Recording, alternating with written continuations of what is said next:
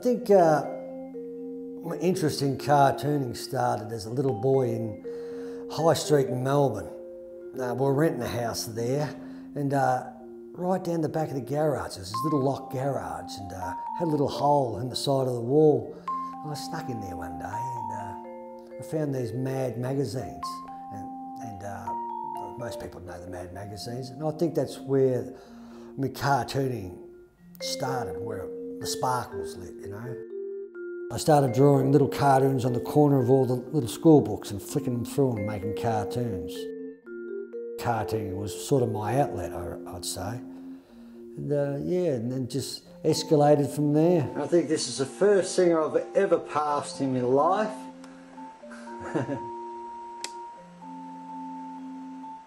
I'd done the local paper, the local Spectator paper for 3 years.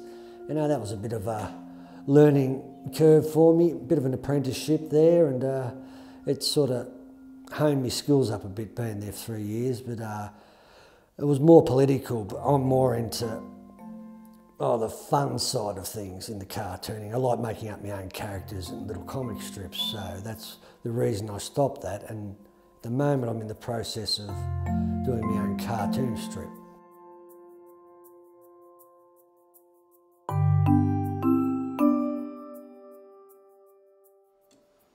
Painting has been a really long process over the years.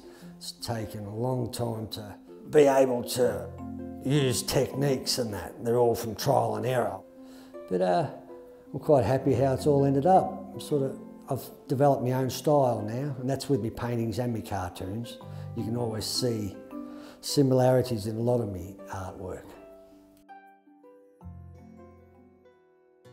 When I first met him, he was a road cyclist, and he was training for the Mount 100. I came last for 2 years in a row, but the third year I got an Olympic coach, Michael Lynch, and after 6 months being trained by him, I started winning some races. I better show these, I'm proud of these. It took a lot of hard work. Oh.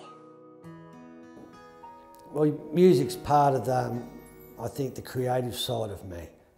I just come up with these strange ideas, and sometimes I can put them into words, songs, other times they go into paintings. But yeah, my imagination's always going. He was in a band, which he just yelled words over the top of guys on guitars and loud drums. I'd written 3 or 4 songs, and I'd send them off to Tamworth to see if I could get a gig up there. I should have stayed. It's been so long.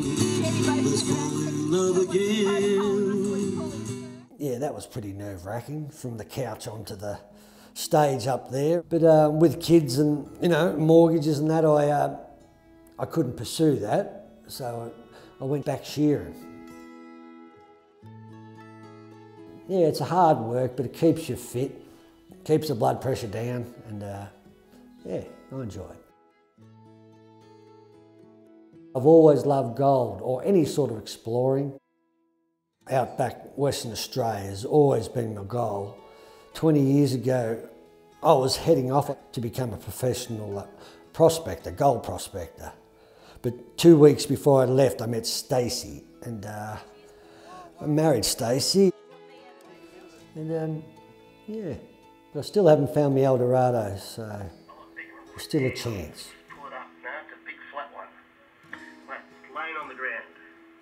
For any of you cynics, you can see. I did want to get out of Hamilton 20 years ago. It was just from the cold and wet. I've always liked the outback and the warm, desolate places out there. But no, I'm happy. Made a life here now in Hamilton. I've enjoyed it. 2 great kids.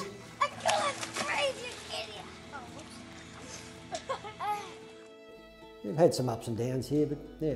But I'd like now to get away up north into some warmer weather and start a new life up there eventually. But once the kids are off, you know, you've got their jobs and doing what they want to do. Yeah, Stacey and I will head off.